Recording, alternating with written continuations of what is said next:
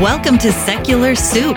Stay tuned for real talk about atheism, feminism, politics, parenting, and whatever the fuck else Amy and Amy want to talk about, because this is their show.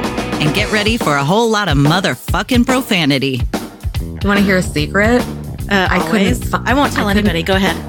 If I sit next to you, I'm going to get gonorrhea. It's going to jump into me. Just two ladies hanging out.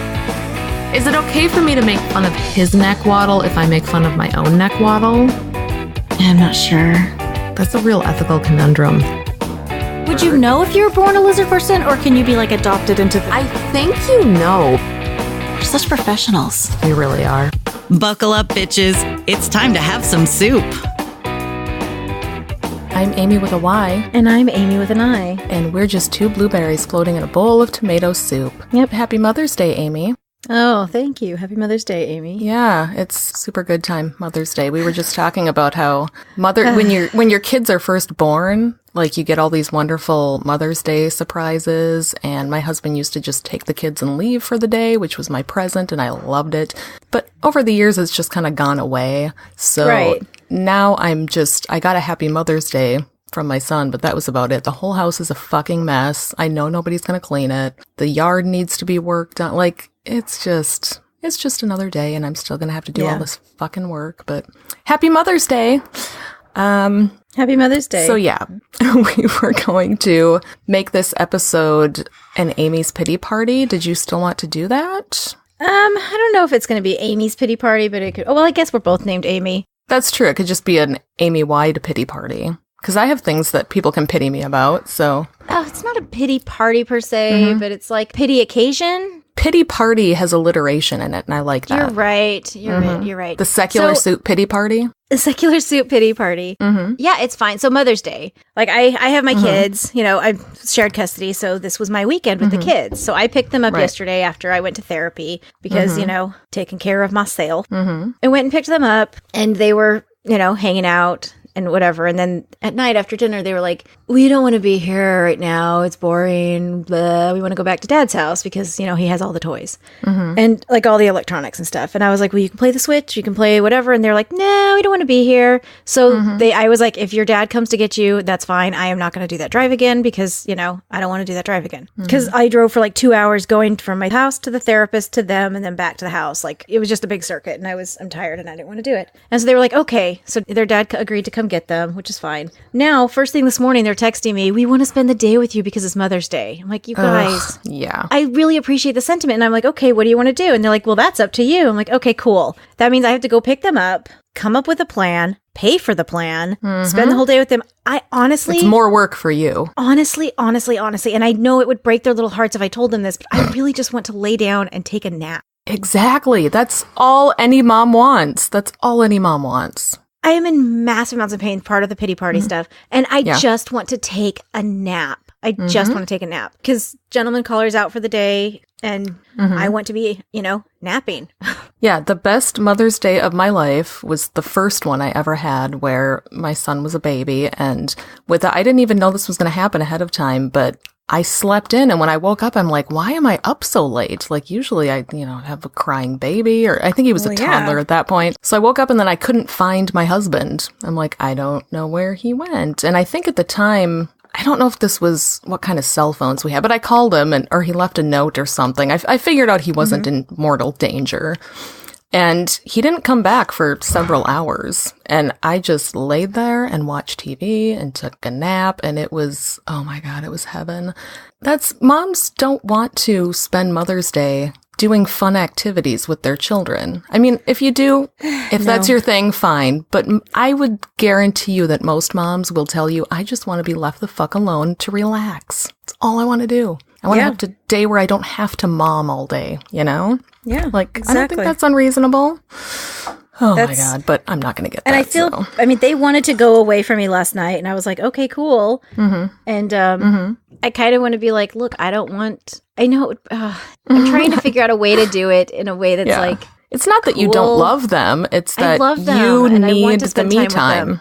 Yeah. I just really need the me time. I'm wondering if I could just get away with swinging by, getting their cards, giving them hugs, hanging out with them at their dad's house for a couple minutes, and then going home. Yeah, maybe. You know, because I really don't want to go out anywhere. I can text them that and be like, look, I'm not feeling like going out anywhere.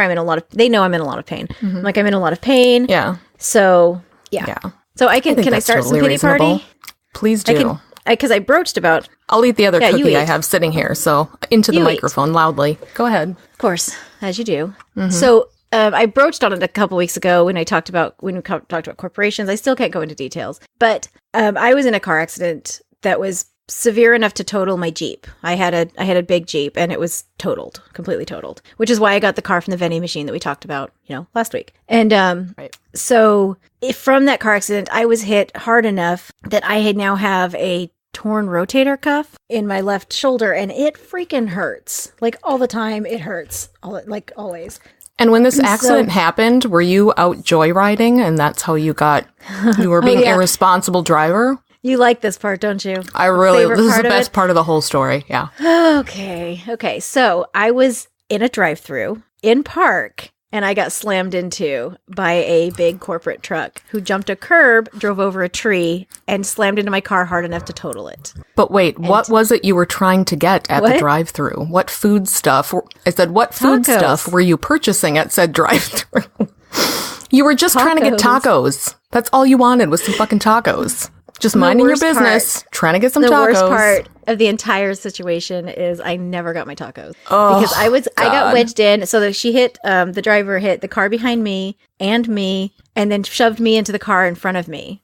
Oh so she's fired. Yeah. And it's this big old like string of cars and all this damage. And mine I drove it out of the drive-thru after I could, but it was barely drivable. It was damaged. The front bumper was like completely dented because I went underneath the car in front of it. It was a big truck in front of me, and my bumper was punctured on his what is that, tow hook or toe thing, the hooky thingy, the knobby thingy. Yeah, I think knobby thingy is the technical term. My dad was a mechanic for years. It punctured my front bumper. My front light was broken because I slammed into him hard enough. My wheel on the side of the drive-through wall, I was kind of wedged in. I had to like squeeze out, which I'm glad I lost weight this past year. So I was able to like, I had to like squeeze out, but it slammed me into the curb and the wall so hard that my rim on the far side that wasn't hit was bent on the tire. Ugh. The car behind me slammed into the back of me, and so the back was all messed up. And then the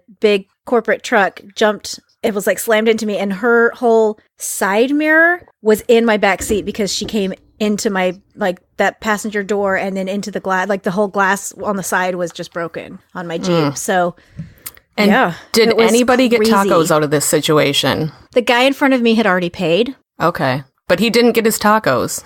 He had to go and stand at the window for a while. My favorite part of the entire thing, though, was there were fire trucks and ambulance and all this stuff, and they were trying to, like, they had like a big professional tow because they were towing this big work vehicle, and they were like, she was wedged in between like a light pole and my car, and they were like pushing her and pulling her and pushing her and pulling her, trying to like unwedge her, and I drove my car, a firefighter drove my car forward, and like they were trying to get all of this arranged. And as that was happening, someone pulls up to the ordering menu and starts honking. It's like, dude. Oh my God.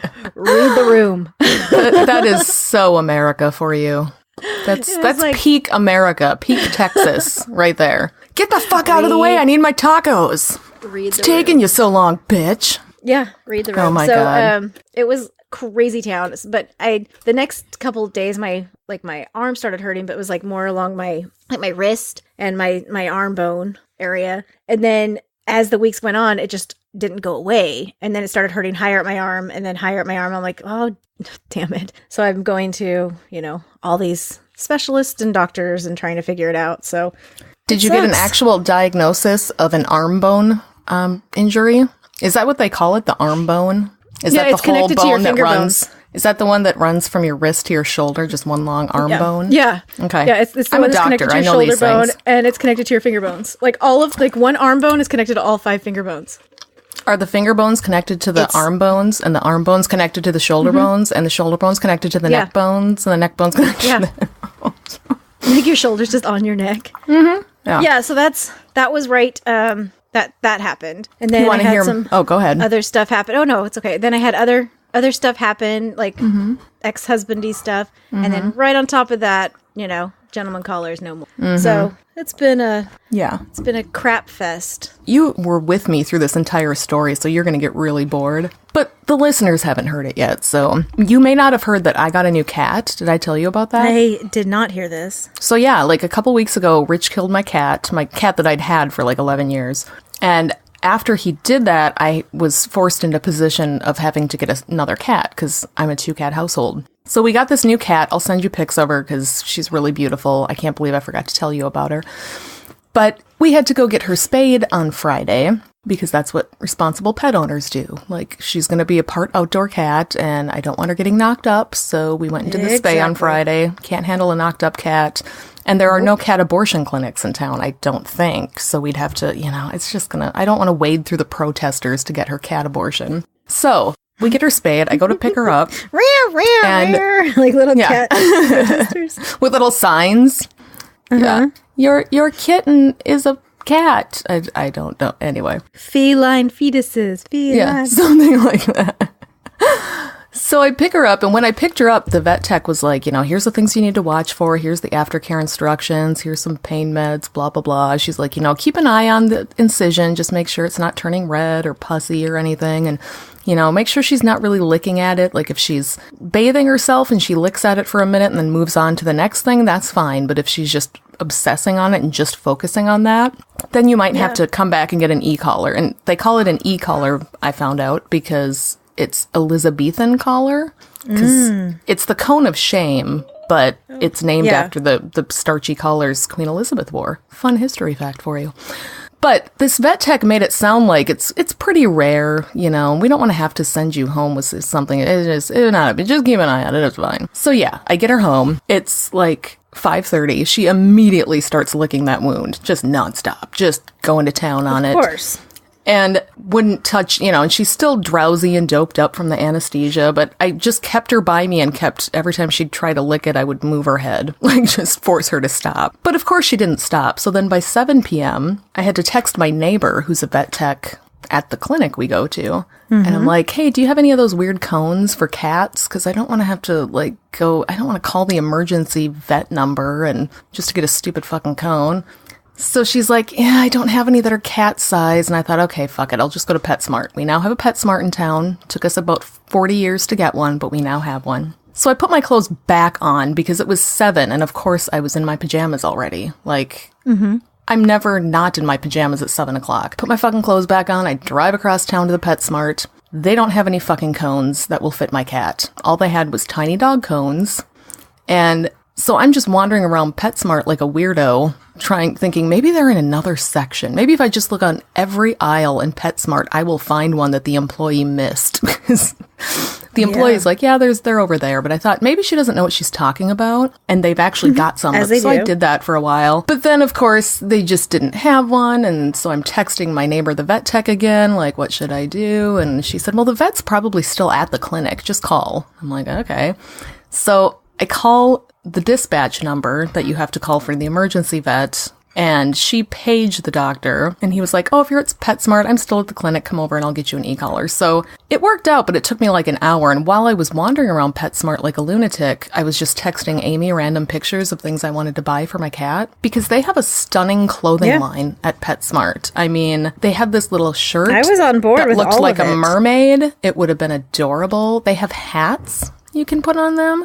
They have they have a little 4th of July suit that says a little firecracker on it. I mean, this is why Americans spend more money on their pets than on their children, because it's just irresistible, all these adorable, adorable things they have for their pets. But I did not cave. I have no money, so I did not buy them. I just bought a bag of my cat is morbidly obese food, because my other cat is morbidly obese and he needs to go on a diet, and went and got the e-collar and got it home, and then I put it on her and I was depressed because it looked too sad and I hated it. So then I'm on Pinterest trying to find alternatives, and turns out they can wear like a little suit that covers it up, because then they can't get to the incision. So I had a couple old pairs of leggings out, and I'm cutting up the old leggings, watching this tutorial on how to make one. That's hilarious. Then I'm shoving my furry cat into this handmade old legging sock thing. It was a comedy of errors the entire night.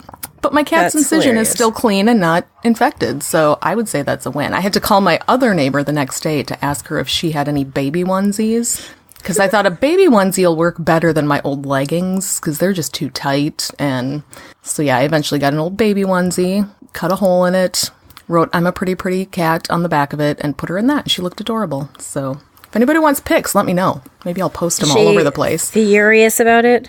You know, she was furious about the leggings one. The onesie one was okay because it wasn't tight, so she could still walk okay. But she did manage to maneuver herself out of it last night, because when I woke up this morning, she no longer had it on. Uh-oh. She got herself out of it somehow, but I've left it off her because I've been watching her, and she's kind of stopped obsessing over her wound. Right. Is just prettying up the rest of her body. So what I'm saying is cats are a huge hassle. They're very expensive, but you can buy them cute outfits. And that's a good trade-off, I think. I mean, it cost me like $400 to spay this fucking cat, and all I can think now is I have to keep this cat alive because I've invested too much money into her at this point. That's the only reason. She same can't die. with the kids. It's like, So I sent my son a text saying, honestly, I'm exhausted. I want to come over and see you guys and not go anywhere. Mm-hmm. I figured that would be a nice compromise. Mm-hmm. And then if he's like, I really want to do something, I'm like, I can come over tomorrow. Yeah. Yeah. Because I get off work at 3. What did he say to that? Because my life is really hard. Yeah, same. So I don't work on Mondays, but I do have to drive my older son to the town an hour away to his psychiatrist, because there are no child psychiatrists in the town I live in, because why would there be? So yeah, we get to do a 2-hour car trip just so he can get his chill pills refilled. So yeah, it's weird. I have to make awkward conversation for 2 hours in a car with my 15-year-old. It's just weird. I don't know. So I actually kind of wanted to talk about this. It kind of fits in the theme.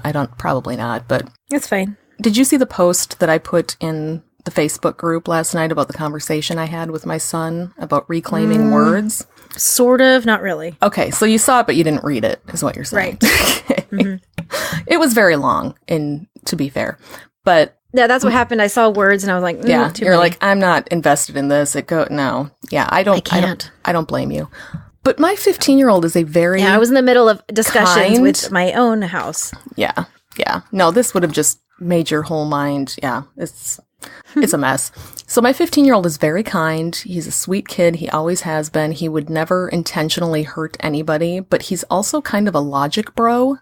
And if you don't know what a logic bro is, it's these guys in the skeptic movement that just will ignore all human emotional reasoning and try to logic you out of absolutely everything. Like, just, you find them on Twitter a lot or on Facebook, and they love owning you by giving you these, here's this argument, and here, it's really fucking annoying.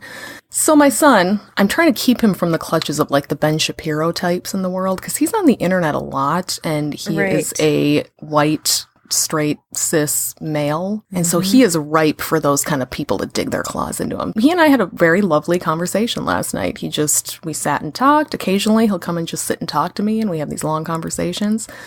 But he asked me, he's like, I have something to ask you, but it's kind of like, I don't know if I should. Like, he was nervous about asking it, and I'm like, just go for it. What is it? And he's like, well, I don't understand why. Because we were talking about PewDiePie. He asked me what I thought about PewDiePie. Do you know who PewDiePie is? Yes. Because if you have teenage children, you know who PewDiePie is.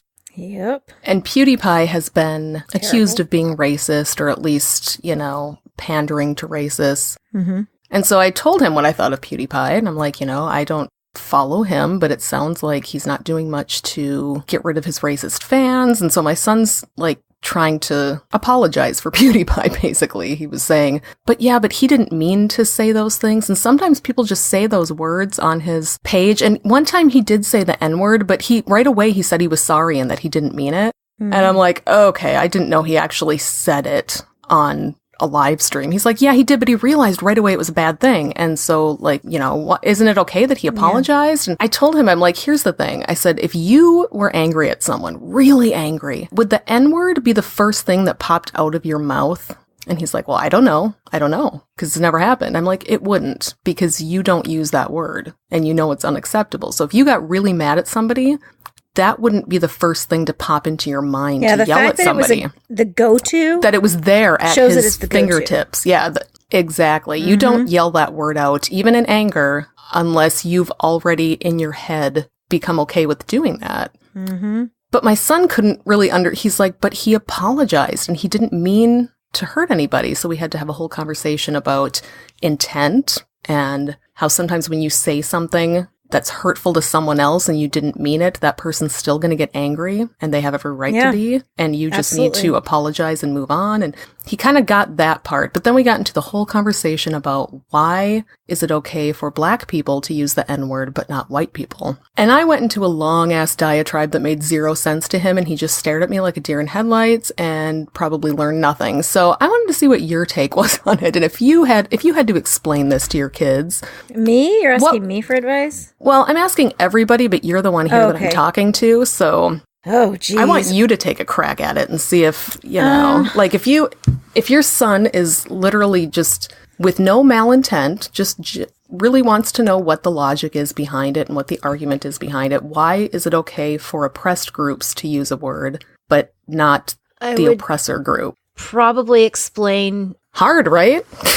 What we did when we talked about the humor, the punching up, punching down. Sure. I would probably have some kind of analogy along those lines, or try to talk about if you use it as a white person, you are doing something that's harmful to a group that has been just so mistreated, or not you yourself, by the group that you represent and belong to. And by doing that, you're punching down, essentially. Yeah. Like I said, he wasn't arguing at all about that he should be able to call someone that. It was the argument of, why can't I sing along to the lyrics type thing that every white person seems to have constantly.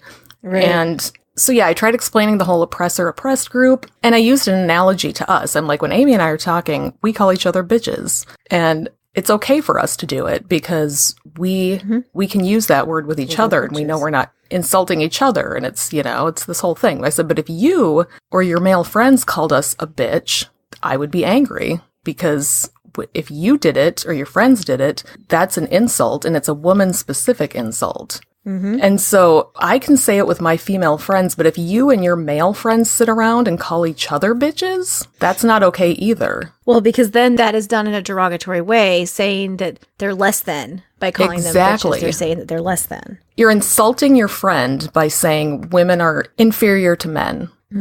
If you as a male call your male friend, oh, you're a bitch, you're saying you're like a woman and women are worse than men. Right. But again, this whole time he's just looking at me like, he's like, but why? You're just so much. Well, and then he said, but if everybody uses the word, like even the people that get insulted by, if they start using it, doesn't it kind of desensitize people to the word? And he doesn't understand why, basically, if the word is getting thrown out, no matter who's using it, that we should be focusing on just getting rid of the words completely and not letting anybody use them. Or if they are around, letting everybody use them, because it seems... Nope. Yeah. That's the thing, is you can't censor language. You can't control language like that. And you can't tell people what they're comfortable with using and what you think they should use. You just can't ever say, we're taking back the word bitches. Everybody's calling everybody bitches. You can't do that. But why? Who made that rule? I did just now. You heard me do it. You heard me say it. Kids are so difficult, Amy. I know, it's the worst. My son hasn't responded to my text. I'm so frustrated. I went online and I just so this is where my, thing on the Facebook group we're in, I just laid out that whole thing and I'm like, okay, I need people smarter than me to articulate this because I just can't do it and I don't know why. And I had finally told my son, look, I'm going to talk to some smart people. I'll get a better argument and I'll get back to you tomorrow. So we're going to have another discussion about it, but I was kind of asking for people's input on like, how can I describe this in a way that doesn't make me look like a bumbling fool who really doesn't understand the argument she's trying to present? Right. There were some good responses. Like Marissa made a response about how when you're using that within your own group, like if we're calling each other bitches, we're kind of wearing that as armor to protect ourselves. Like we've taken that word back from the people insulting us. And since we're both in that same group, we're almost using it like a shield. Like you can't call me that anymore because I call that myself. And So you're not insulting me, you know? And Right. somebody else laid out that you should describe it like nicknames. You know, you've got close friends, and if you have a nickname, you're okay with your friends using that. But if strangers do that, it's not okay because you don't have that same relationship with those strangers. Yeah, Someone had exactly. posted an excellent video on it. And I don't know, it's just something to think about. Like, how do we articulate that thing where you just, you know, if you're gay, you can say that's gay if you want, because you're part of that oppressed group, but you can't do it if you're not gay. It's just not okay. Because then you're doing it derogatory, in a Exactly. derogatory fashion, saying, oh, that's so gay, meaning what? Cool? Probably not. Yeah. You know, usually when people say it, it's not. It's because they're not denigrating gay people. You know, that's exactly. I'm also trying to not say that sucks as much, because I Really? also realize that started as a slur. Really? I didn't even know Probably. that. I mean, it makes sense that it did. I say that all the fucking time. That never even occurred to me. Shit. No, I'm I'm a monster. trying to be better than you. You are better than me, so I did find out. I'm looking it up. Let me Okay, see if I you look it actually up, and can I'll cite my say this. sources. So my teenage son filled me in on all kinds of interesting tidbits about the internet and internet youth culture. Mm-hmm. Apparently, the N-word gets thrown around constantly. That's all anybody does on gaming apps, and I'm like, does anybody do anything about that? And he's like, well, they can't. I mean, it's just you can't. The person's not there with you. And I'm like, yeah, but does anybody call it out? Does anybody else who's playing go, not cool? And he's like, yeah, it happens all the time. And I'm like, it does. And he's like, yeah, people say that's, you know, you're a Nazi. That's not cool, and kick them out of the game. I'm like, okay, but that still disturbs me that it's such a common thing that gets thrown out in gaming. There's some question. The possible connection to suck is obvious, but sucks as in fooey was being used. So there's kind of like a crossover there. But I mean, I feel like in context, there are words that have just evolved. And part of the problem is determining which words are hurtful to people. Like, who are the people out there that are hurt by that term or hear it and it makes them feel like something's being directed at them? it's short for cocksucker. Oh, no. God. God damn it. Which is the days of non-political correctness and rampant homophobia was serious, and a widespread insult put down was cocksucker, and it was shortened it to you suck, where the cock was understood. Oh. So Well, that was shit. a derogatory thing. I know. Well, now I'm going to have to get my kids to stop saying it too. It's also from the root sug, suck, of imitative origin, meaning do fellatio. It's first recorded in 1928. Slang sense of to be contemptible. So fellatio is contemptible. Okay, well, So- I'm failing Cool, at parenting. Gentleman caller pointed that out to me. I was like, well, that sucks. Yeah. I mean, oops. That because I said it and I say it all the time. And Yeah. he was like, you know, I was like, I did not know. Words are complicated. Like, we covered this in an episode way at the beginning of the show, but We did. it does get complicated because you have to think of the context of the word and which groups are being hurt by it. Mm-hmm. And the intention things come in, but I don't have bad intentions. And yeah, I just, when you're trying to raise a cishet white dude to not be a total douche, you know, it's hard. And you know, there's these other forces out there that want to grab your child and push him into Nazi YouTube land where he can learn all sorts of terrible things. And yeah, although I did ask him yesterday, I'm like, so do you know who Ben Shapiro is? And he rolled his eyes. He's like, yes. And he has nothing good to say about Good. Ben Shapiro. So Well, that's good. a good thing. Yeah, because I was telling him, we got retweeted by James Lindsay. And I know. people listening are probably thinking, who the fuck is James Lindsay? I have because that's what my brother said when I texted him the message. But James Lindsay was the guy who got fired from Google for writing this big paper about how men are just inherently smarter than women when it comes to technology, and that's why there aren't more women in tech, because men's brains just kind of work better for logic and reasoning. Mm-hmm. And so Google fired him, and now he's a little mini celebrity going around being an anti-social justice person. But he retweeted us. Well, he saying, mocked us. He retweeted us to mock us. I mean, we respond to that well, so it's Oh, okay. I had so much fun yesterday responding to every response with just assholishness. Like, I was on game. Mm-hmm. That's where I live, is being an asshole and being sarcastic to random people on Twitter. It really I know. makes me feel at home. I was so proud. That is why you do that and I don't. because I would sit there and stress about my response, and I would edit it like 20 times, and I would, I would just overthink it. I would call everybody I knew and crowdsource it before I even hit post. No. Like, I'm good with the memes on the Instagram. Yeah. I'm good with that. No, I'm good at being bitchy and putting that into words. Like, the reason that we got retweeted is that I retweeted a tweet he tweeted. Twitter is complicated, and I hate the word tweet. But he had tweeted out something about how he was really excited to find out, for the left to find out that this Georgia abortion bill is probably just there because the GOP wants to challenge Roe versus Wade and they want it to go to the Supreme Court. Which is something that literally everyone who follows abortion politics has known for the past 40 years. That's what they've been trying to do for the past 4 years. That's what they do. They introduce state bills with the hopes that they will get challenged and kicked up to the Supreme Court because you want their goal is to overturn Roe versus Wade. Yeah. Right. That's what you do. Is you have to try to find that case that'll go all the way up the ladder.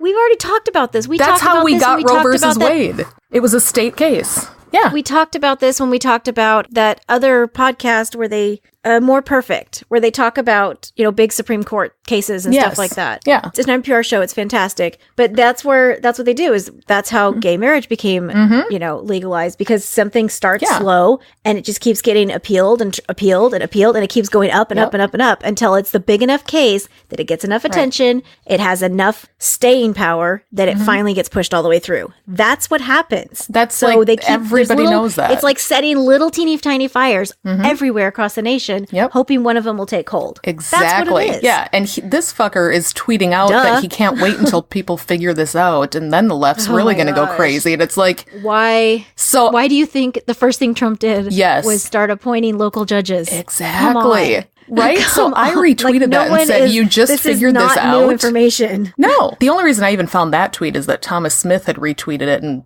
made some snarky comment about how James Lindsay doesn't even value women enough to realize that they've been thinking this thing the whole time and they've been following it, and he has apparently no idea that this is what's been happening. Yeah. So because I'm kind of a careless tweeter, I retweeted. I'm trying to find the tweet that I twittered because it just makes more sense if I just read it. Here we go. I retweeted what he wrote. He said, "I'm just waiting for people to figure out the abortion law in Georgia is probably a GOP attempt to get Roe versus Wade overturned by the Supreme Court, which is now likely to do it, blah, blah, blah." So I put, "No fucking shit, Sherlock," with 4 exclamation points, because I get really extra with my exclamation points.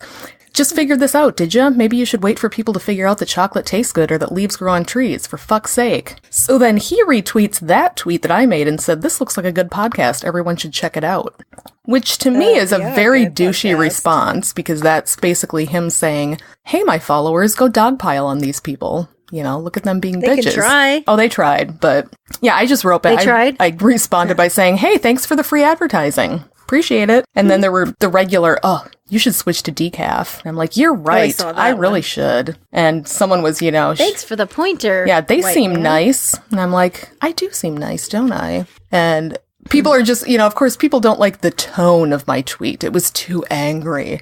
And so I did a lot of the, "You know what, you're right. I'll try to be nicer in the future, and I'll try to smile more too, because I'm a lady and that's what I should be doing. Thank you for that advice." And then just moving on, and it all fizzled out eventually. But I thought, what a dick move to be like, "This looks like a great podcast, check it out." You know damn well what he's doing is just waiting for people to start mocking us. But we did get a few new followers out of it. Oh, good. Not terrible. We gained some new fans. Not as many as I would have liked. I was hoping this was going to turn into an epic snowball of new people, but apparently James Lindsay's not even good for that. So anyway, yeah, that's how that whole... Can't even be chauvinistic, right? That's how the entire discussion with my son started was, I'm like, "Hey, I got retweeted by this guy." He's like, "I don't know who that is." And it was Ben Shapiro, and then it was PewDiePie, and it went down a rabbit hole, and oh my God. Yeah.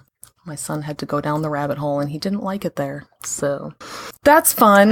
Parenting. I asked my husband, I'm like, "You should talk to him about why this is." And my husband's like, "I don't put any thought into it. If people tell me to stop using a word, I just quit using it." Okay, but our son isn't like that. He wants to think about it. He wants to put thought and intention behind it. My husband just trusts what I say, and if I tell him to stop saying transgenders, he'll just stop saying it. So, because I told him, quit saying that. That's not the right way to say it. It's transgender, not transgenders. He's like, "Really? Okay." Yeah, he doesn't ask why. I have a new work bitch. Mm. I haven't had work bitch for a while because I worked at a place where I had delightful people that I worked with. Like our very super secret guest that we need to record with. Yes, because he's amazing. And my friend that's, a patron. And, there's just great people at that one. This one, it's mostly nice people. But this lady that sits right next to me, oh my God. Day one, there was she made a transgender comment. Day one. Oh, no. And I just looked at her. I was like, are you serious? And she was like, what? I'm like, that's not appropriate. Yeah. So she just kind of rolls her eyes or whatever. And she just kind of goes along her way. And I keep hearing her say little things just constantly. Mm-hmm. She's one of those people. I hope no one will ever listen to my podcast from work. And if they do, they'll probably be on this, and if they do, they'll be on the same page as me because I wouldn't let them, listen unless they have. But she's one of those people that isn't racist because her kids are half black. Oh, well, that solves it, right? That's what I always heard, right. Is that as long as you have kids that are half black, you can't be racist. Exactly. Isn't that how it works? Am I mistaken? No? Or if you have a black friend. As long as you have the black friend, then you're not racist. It's like my ex-husband not being a misogynist because he was married to a woman. Mm-hmm. Yeah, that's true, isn't it? So, why would you marry a woman if you don't like women? So, he couldn't. Mm-hmm. Right. So exactly. It's she'll make little comments, little racist comments every now and then, or she'll make the things she says that makes me want to punch her in her face is she'll say it out of nowhere too. It'll be something along the lines of, we'll just be talking, someone will be talking about celebrity news. Mm-hmm. And she was like, oh, is that the one that with the son that's dressing like a woman? Oh, no. It was out of nowhere. No one's even talking about the celebrity's daughter or anything. Nobody's even talking about it. And she just throws it out there. I'm like, no, that's the one with 2 daughters, Yeah. And she was like, no, one of them is not a daughter. One of them is the son that's dressed like a girl. I'm like, oh my God. I can't get into a big political because you're at discussion because I'm at work. Yeah. But I want to I want to move away from her and I want to, she's, it's really terrible. But I always, say no or correct her or whatever. But God. That can be hard to do. I need to get away from her. Yeah, she sounds like a real peach. I feel like people sometimes that are like that, they have, biracial kids or something, they feel almost more entitled to make racist remarks because they think they can fall back on that whole, but I'm not racist.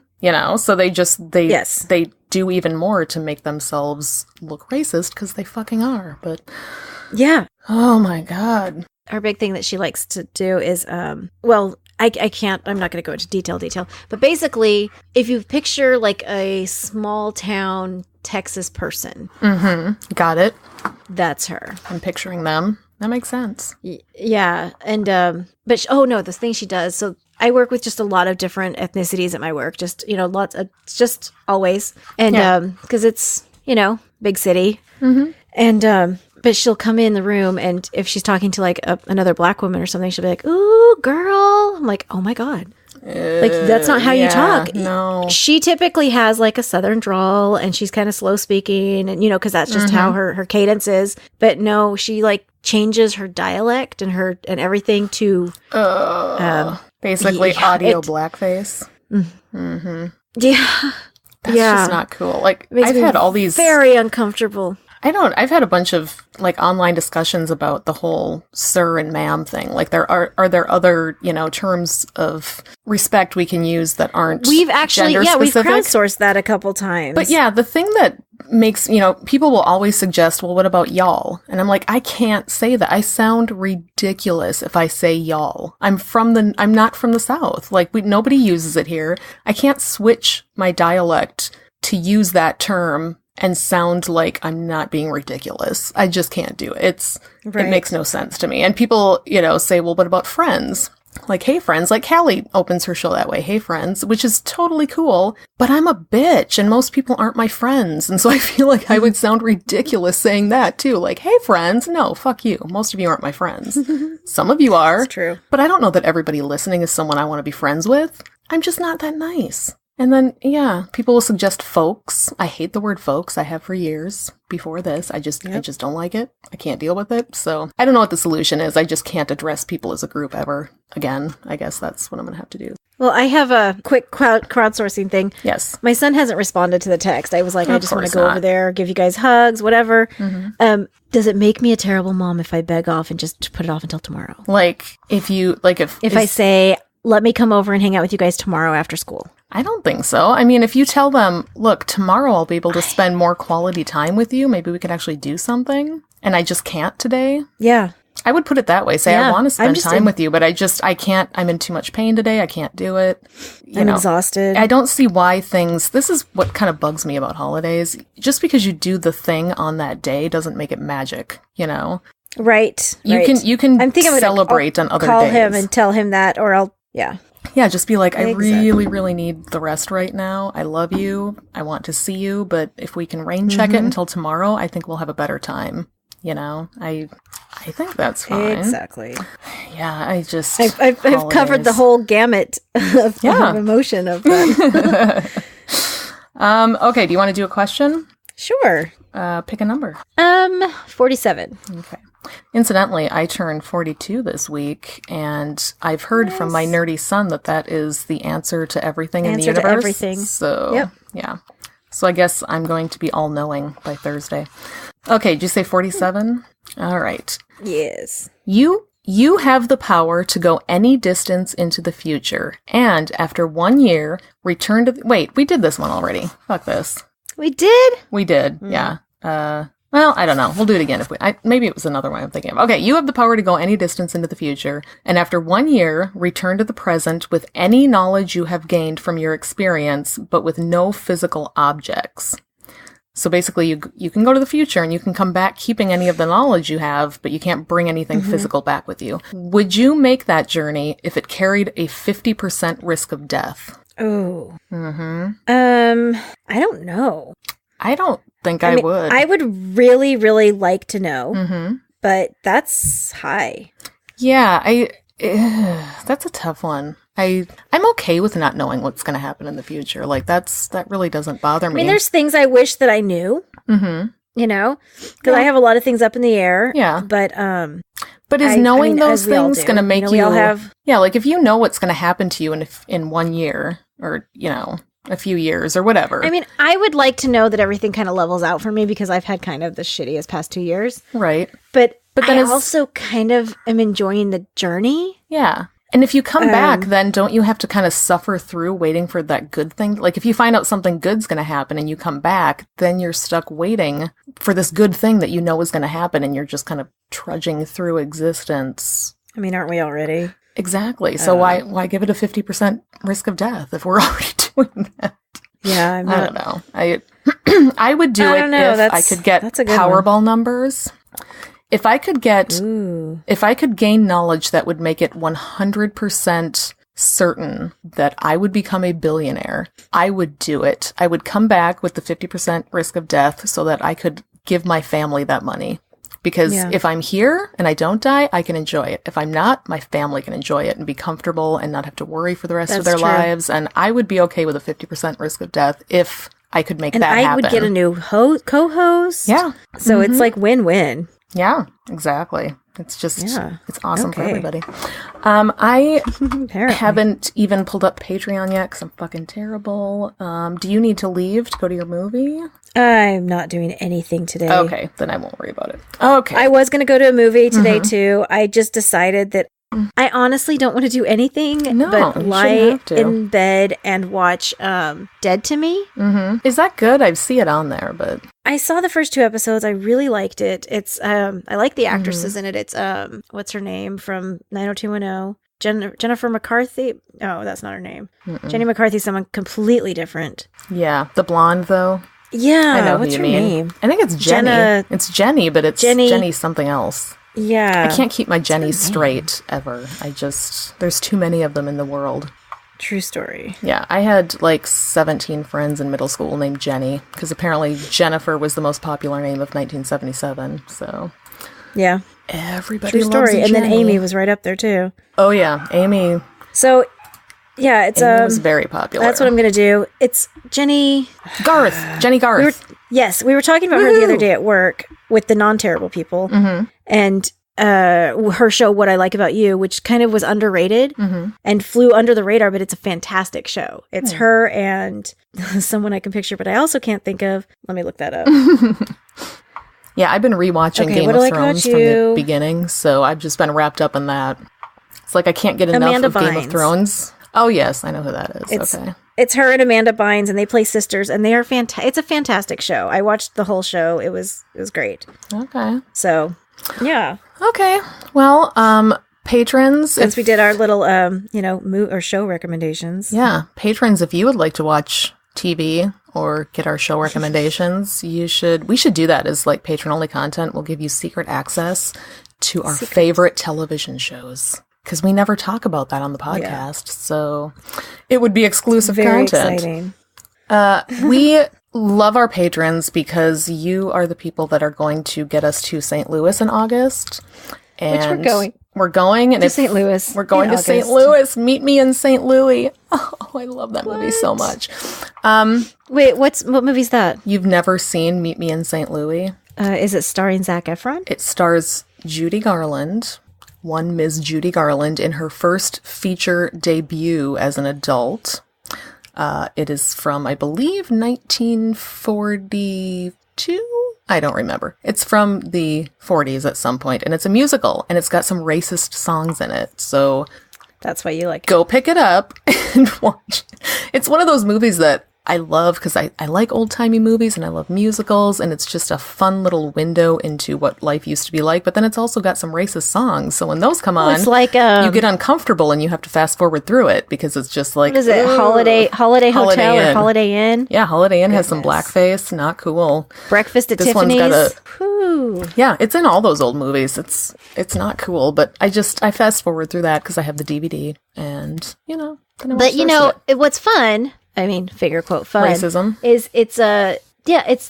It's always attacking different ethnicities depending on the genre or the time. So, Oh, this one was fun. A little fun. They do a song about Indians.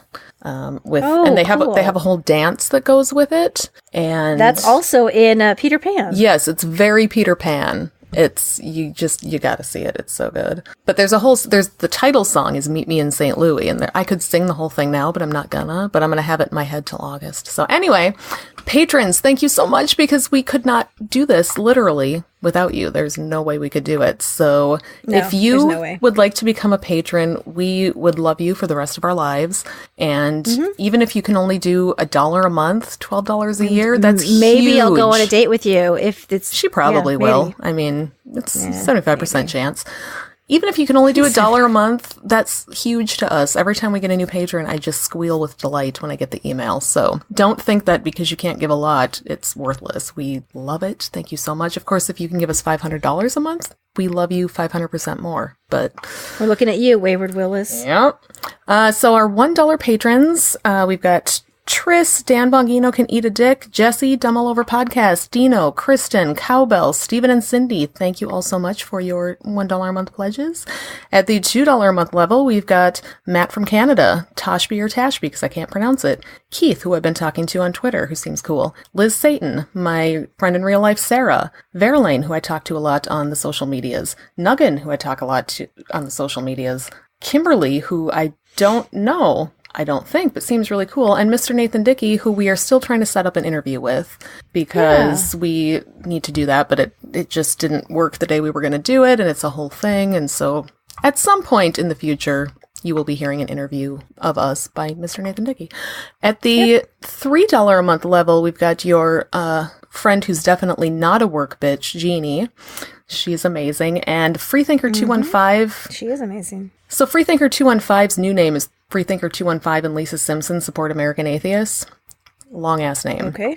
But Freethinker215 sent us a message because he had changed his pledge from like 212 to 333, and he sent us a message and explained that it was because, like, with taxes or whatever, or with the, amount Patreon deducts, he adds a little bit to account for that. And so when he was going up, he was accounting for that, and that's super cool, and that he likes it when we talk about him on the show. So we'll have to do a whole episode where we just say Freethinker215 17 times a minute, I think. We could do that.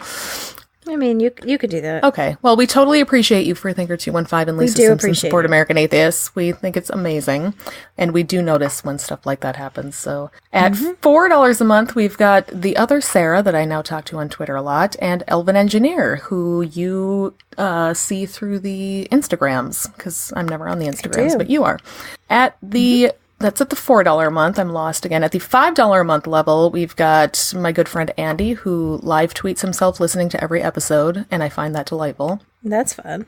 We've got Alice at the Ask and Tell Project, askandtellproject.com, Dr. Dylan Medical Detective, Marissa Alexa McCool, Jerry, and Alan. Thank you all so much for your $5 a month. At the $10 a month level, where you can get a personalized soup bowl, I may or may not draw dicks on it. It depends on the mood I'm in.